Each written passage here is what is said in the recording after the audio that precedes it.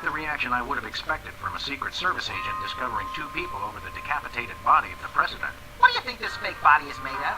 Can I keep it? No time for that now, Max. We've got to stop the... Wait, what's that noise?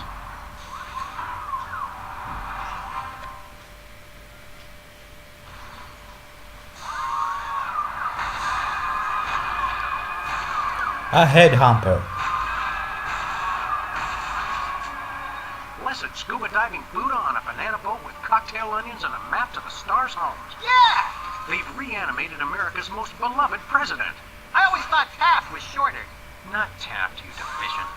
My fellow Americans, I am He totally Abraham. sounds like You a... know by now, your president was recently murdered by two mysterious interpreters. But turn not to fear and despair. I have returned to guide us through this troubled time. A vote for me is a vote for Abraham Lincoln.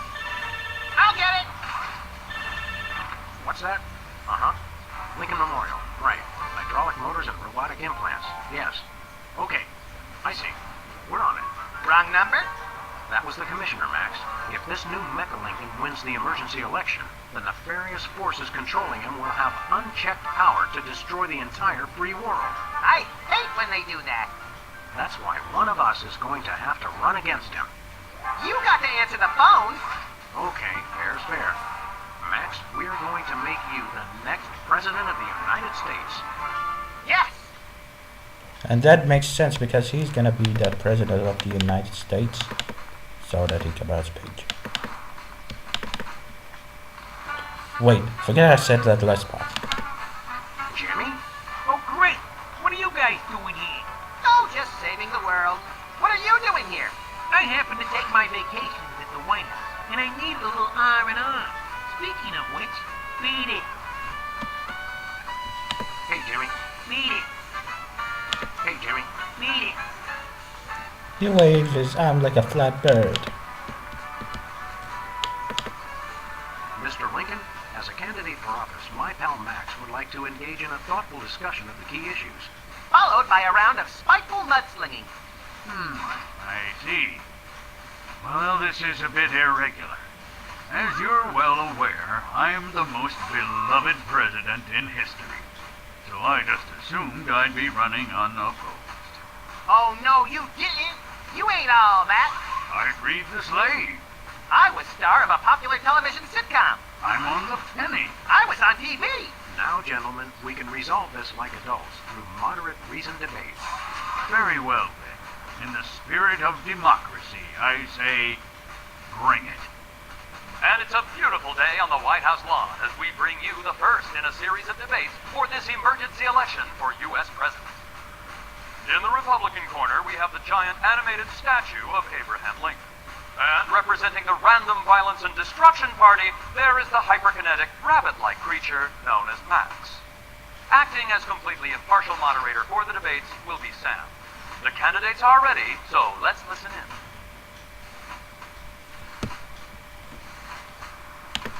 Mr. Lincoln, I'd like you to tell the voters your stand on some of the tough issues.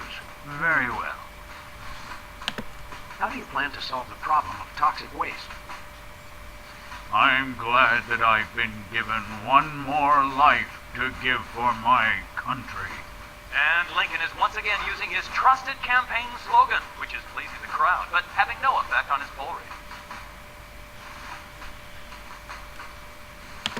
Where do you stand on religion and schools? I'm glad that I've been given one more life to give for my country.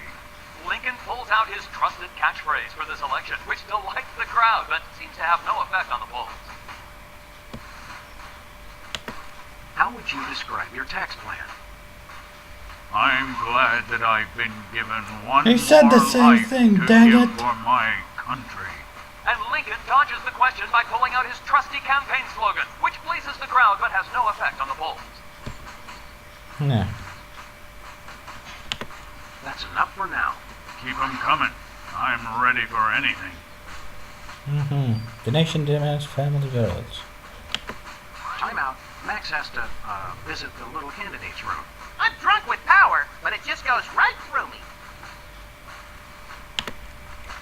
Let's use this bug.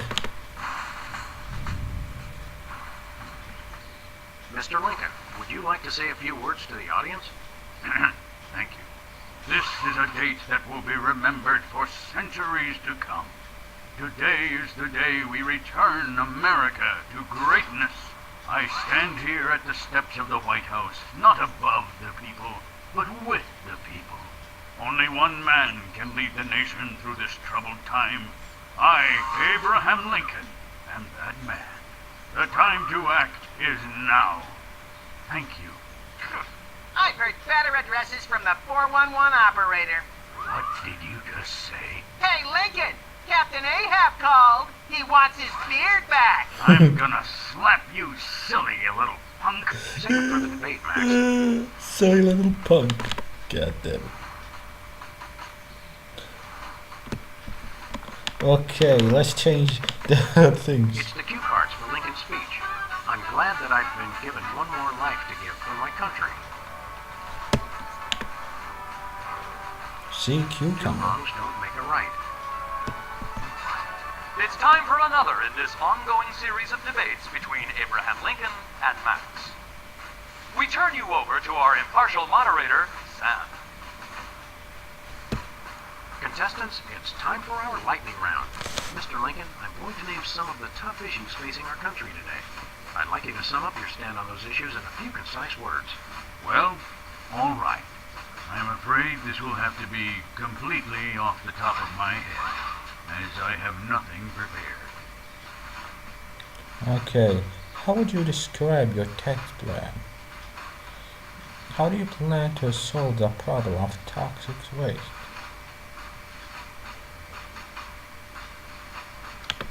Where do you stand on religion in schools? Two wrongs don't make a right. Did we hear that right? Lincoln just came down against both religion and education. Wow, that's gotta hurt him in the polls. Huh. What's nada? I don't know what's nada supposed to be. Kabuki. Free home delivery.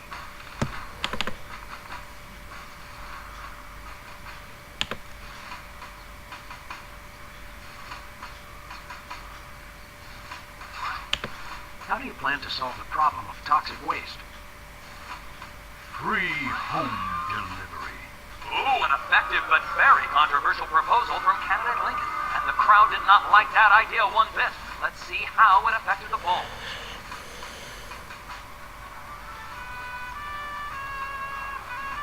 Next.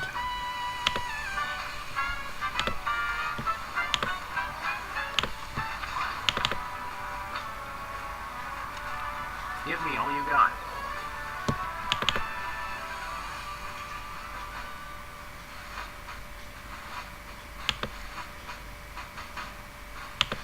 How would you describe your tax plan?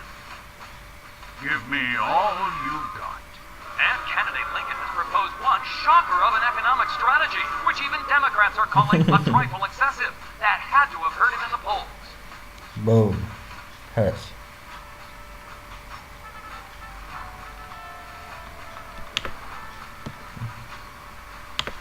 Mr. Lincoln, perhaps you'd like to speak about the importance of family values.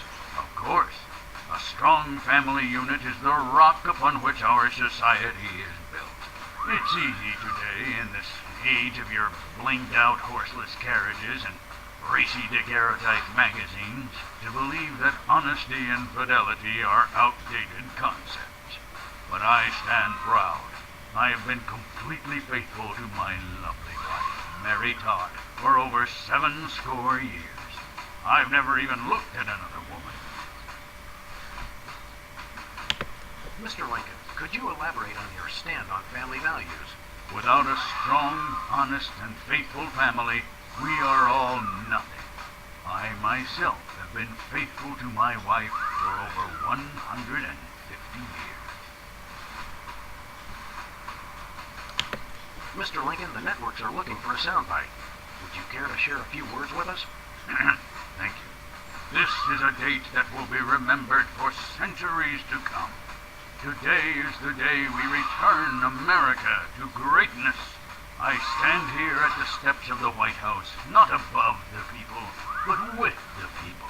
Only one man can lead the nation through this troubled time.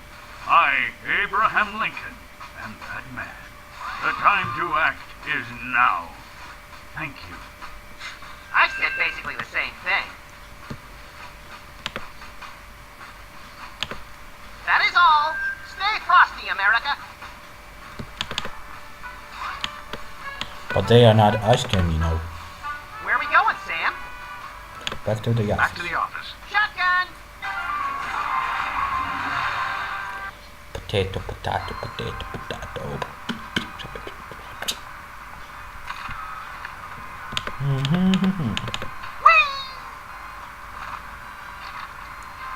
The name spell. Let me guess. I know value.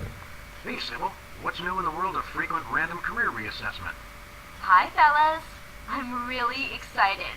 I found the perfect job for me. You don't say. That's You always right. say that I, on New Sybil Talk. Pandemic, am now a professional matchmaker. I thought I smelled phosphorus. I thought I smelled that joke coming down the turnpike, burning oil and dragging its muffler. It's a dating service, Max. I figured that if a smart, successful career woman like me could be having so much trouble finding a date, there must be plenty of other people who could use help.